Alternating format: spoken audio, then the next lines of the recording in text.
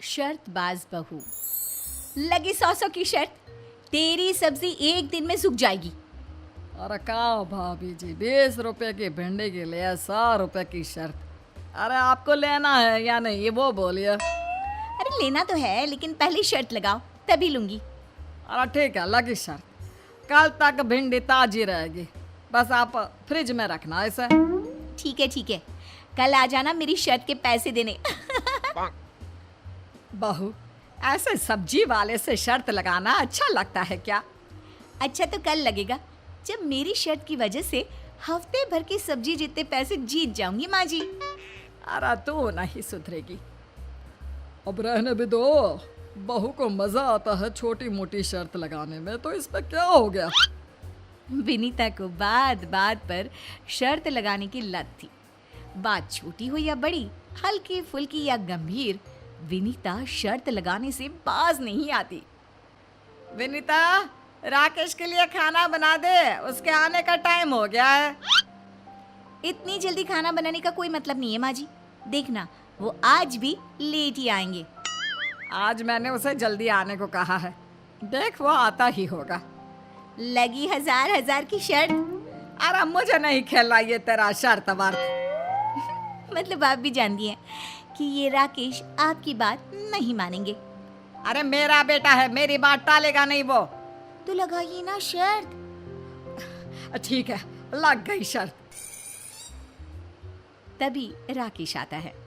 अरे किस बात की शर्त लग रही है सास बहू में? अरे ये क्या, आप टाइम पर क्यों आ गए? शर्त हार गई ना मैं। मतलब? बहू ने मुझसे 1000 रुपये की शर्त लगाई थी कि मेरे कहने पर भी तू टाइम पर नहीं आएगा, लेकिन देख, मुझे पूरा भरोसा था कि मेरा बेटा मेरी बात नहीं टालेगा। क्यों बहू? हाँ माँ जी, मैं आपके 1000 रुपये लाती हूँ। अरे रहने दे बहू, छोड़। नहीं माँ जी, ना तो मैं शर्त हारने पर पैसे रखती हूँ, ना जीते हुए पैसे छोड़ती हूँ, और ये 1000 रुपये तो मैं आपसे वसूल कर ही लूंगी। विनीता की शर्त लगाने की आदत और शर्त की रकम धीरे धीरे बढ़ने लगी। ये क्या बहू, इतनी सारी साड़ियाँ क्यों ले आई? अरे अभी पिछले महीने तो तुमने शॉपिंग की थी ना, फिर से इतनी सारी साड़ी? अरे ये सब तो फ्री में मिला है मुझे। फ्री में? वो कैसे बहू? मैं अपनी फ्रेंड श्रद्धा की शॉपिंग के लिए गई थी। वहाँ एक महंगी साड़ी देखकर श्रद्धा ने कहा कि ये 10,000 की होगी, लेकिन मैंने कहा कि 20,000 की होगी। तो इस बात पर लग गई शर्त, वो भी पूरे 20,000 की, और मैं वो शर्त जीत गई। तो श्रद्धा को मुझे 20,000 रुपए की शॉपिंग करवानी पड़ी। ये क्या बहू, छोटी मोटी शर्त तो ठीक है, लेकिन अपनी सहेली के इतने पैसे खर्च करवाना, ये तो गलत बात है ना? बाबूजी, शर्त तो शर्त होती है ना, और मैं शर्त के पैसे कभी नहीं छोड़ती। हाँ, बहू की आदत तो बिगड़ती ही जा रही है। मैं तो पहले ही कहती थी, लेकिन आप ही उसे छूट देते रहे, अब भुगतो। मुझे तो डर है कि कभी किसी दिन विनीता की ये शर्त कोई बड़ा हंगामा ना खड़ा करते। अब जल्दी करो ना विनीता, लेट हो गए तो बाबूजी बहुत डांटेंगे। लगे 1000 रुपए की शर्त, बाबूजी कुछ नहीं कहेंगे। अरे मुझे कोई शौक नहीं है 1000 रुपये के चक्कर में डांट खाने का। तुम 1000 रुपये मुझसे अभी ले लो, लेकिन जल्दी घर चलो। बस थोड़ी देर रुको ना, मैंने उस दुकानदार से शर्त लगाई है।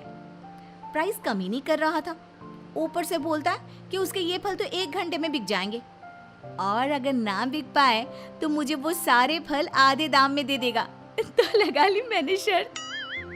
तुम्हारा ये शर्त लगाने का पागलपन मैं और नहीं झेल सकता। मैं चला घर, तुम ऑटो पकड़कर घर आ जाना। पति और ससुराल वालों के गुस्से के बावजूद विनीता की शर्त लगाने की आदत नहीं छूटती। एक दिन जब वो किटी पार्टी से लौटी तो बिना किसी से बात किए सीधे अपने कमरे में जाकर सो गई। आज ये बहू को क्या हो गया? वैसे तो जब भी आती है चिड़िया की तरह चहकती रहती है, अपनी किटी पार्टी के किस्से हम सबको सुनाती है। आज बिना बात किए कमरे में क्यों चली गई? हाँ, जाते वक्त तो बड़ी एक्साइटेड थी कि आज तो खूब शर्त लगाऊंगी सहेलियों से। शर्त हार भी जाती है तब भी बताती है, कुछ तो गड़बड़ है। राकेश, जरा देख कर बताओ, तबीयत तो खराब नहीं कहीं उसकी? मैंने पूछा उससे, लेकिन विनीता ने जवाब ही नहीं दिया, बस कमरे में जाकर सो गई। विनीता की इस चुप्पी से सब परेशान हो गए थे। अगली सुबह विनीता का फोन बार बार बज रहा था, लेकिन वो उठा ही नहीं रही थी। अरे इस फोन को बंद करो कोई।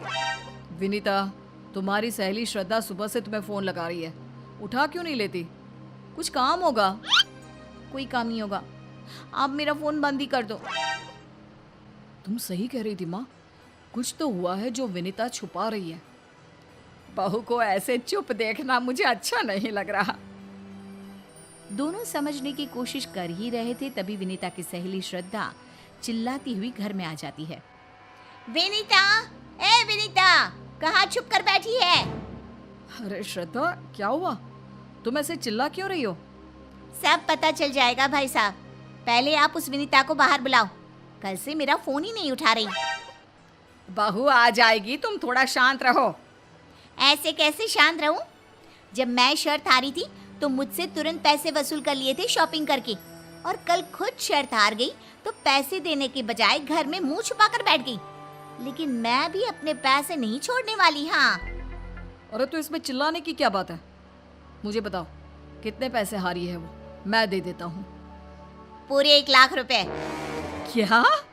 1 लाख? बहू, आओ बहू, बाहर आओ अभी। विनीता डरते हुए बाहर आती है। लो, आ गई महारानी। विनीता, ये क्या किया तुमने? 1 लाख की शर्त लगा ली? अरे जुबान पेट में गिर गई है क्या? बोल बहू, ये क्या कह रही है? ये क्या बोलेगी, मैं बताती हूँ। कल किटी पार्टी में इसने मुझसे शर्त लगाई कि इससे ज्यादा पानी पूरी कोई नहीं खा सकता। मैंने कहा मैं खा सकती हूँ, तो इसी ने कहा लगी 1 लाख की शर्त, और शर्त मैं जीत गई। अब पैसे नहीं दे रही। बताओ, अगर ये जीत जाती तो क्या मुझसे वसूल नहीं करती? लेकिन मेरे पास इतने पैसे नहीं हैं। अरे जब पैसे देने की औकात नहीं थी तो शर्त लगाई क्यों? अब कुछ भी करो, अपने जेवर बेचो, घर वालों से लो या कहीं से उधार मांगो, मुझे मेरे 1 लाख रुपए अभी के अभी चाहिए। मेरी तरफ तो देखना भी मत, मैं नहीं देने वाला कोई पैसे, और ना ही मैं घर के जेवर बेचने दूंगी। तो माँ जी, मैं कहाँ से लाऊं पैसे? ये शर्त लगाने से पहले सोचना चाहिए था। शोर सुनकर बाबूजी कमरे से बाहर आए। तब माँ जी और राकेश ने उन्हें सारी बात बताई। बहू, मैंने तुम्हें उस दिन समझाया था कि हंसी मजाक में छोटी मोटी शर्त लगाना ठीक है, लेकिन अगर शर्त में पैसे की बात आ जाए तो वो जुआ बन जाती है, और जुआ कभी किसी को नहीं फलता। अब क्या करोगी तुम? मेरी कुछ समझ में नहीं आ रहा बाबूजी। मेरी समझ में आ रहा है सब कुछ। तुम पैसे ना देने के लिए रोने का नाटक कर रही हो, लेकिन कान खोल कर सुन लो, मैं भी पैसे वसूल करके रहूंगी। एक बात बताओ श्रद्धा, तुम्हारे घर काम वाली बाई आती है? हाँ। तो उसे कितने पैसे देती हो? झाड़ू पोछा, बर्तन, कपड़े धोने और खाना बनाने की 10,000 रुपये महीना तनख्वाह देती हूँ। तो बस, अब 10 महीने तक बहू तुम्हारे घर आकर ये सब काम करेगी और 1 लाख रुपए की भरपाई करेगी। विनीता, देखा क्या नौबत ला दी तुम्हारी सादत ने? ये आप क्या कह रहे हैं? हमारी बहू इसके घर की बाई बनेगी? हाँ माँ जी, बाबूजी सही कह रहे हैं। मेरी गलती की यही सजा है। मैंने शर्त के चक्कर में आप सबको बहुत परेशान किया है। यही मेरी गलती का प्रायश्चित होगा। श्रद्धा, आई एम सॉरी। मैं कल से तुम्हारे घर काम करने आ जाऊंगी और तुम्हारे सारे पैसे चुका दूंगी। नहीं नहीं, इसकी कोई ज़रूरत नहीं है विनीता। ज़रूरत क्यों नहीं?